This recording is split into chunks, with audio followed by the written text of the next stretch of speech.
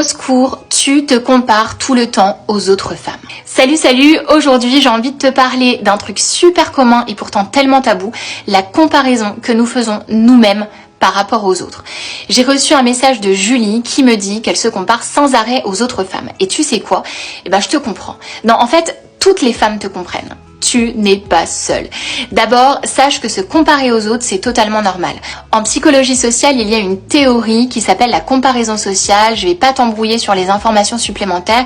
Par contre, elle dit que nous avons tous tendance à nous comparer aux autres pour évaluer nos propres capacités et nos succès. C'est une partie qui est donc naturelle de notre comportement humain. Donc se juger ou culpabiliser, ça n'a vraiment pas de sens.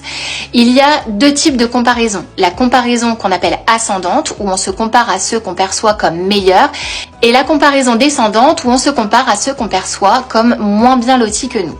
Se comparer de manière ascendante peut nous motiver à nous améliorer, mais peut aussi nous faire sentir inférieurs.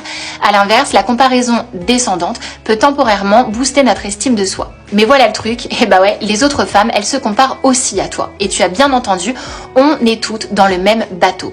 Et souvent, elles se disent sûrement la même chose en te regardant et elles se trouvent certainement moins bien que toi. Cette habitude de se comparer provient souvent de croyances négatives que l'on traîne depuis l'enfance. Ces petites phrases qu'on a entendues ou mal interprétées, ces pensées ne vont pas refléter la vérité. Ce sont des vieilles histoires qu'on se raconte. Alors un conseil, lorsque tu te surprends à te comparer, prends une pause et réfléchis. Est-ce qu'il s'agit d'une comparaison ascendante ou d'une comparaison descendante? Ça peut t'aider à comprendre tes émotions et à les gérer mieux. Ensuite, essaye de pratiquer ce qu'on appelle l'autocompassion. Demande-toi, qu'est-ce que je dirais à ma meilleure amie si elle se sentait comme ça? Traite-toi avec cette même gentillesse et cette même bienveillance.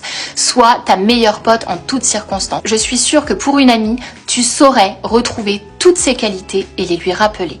Reste toi-même, c'est ta singularité qui fait ta force. Et rappelle-toi, les autres voient peut-être en toi ce que toi tu cherches chez elles. Je répète, les autres voient peut-être en toi ce que toi tu cherches chez elles. N'oublie pas que le regard le plus important, celui que tu dois préserver plus que tout, c'est le regard que toi-même portes sur toi-même.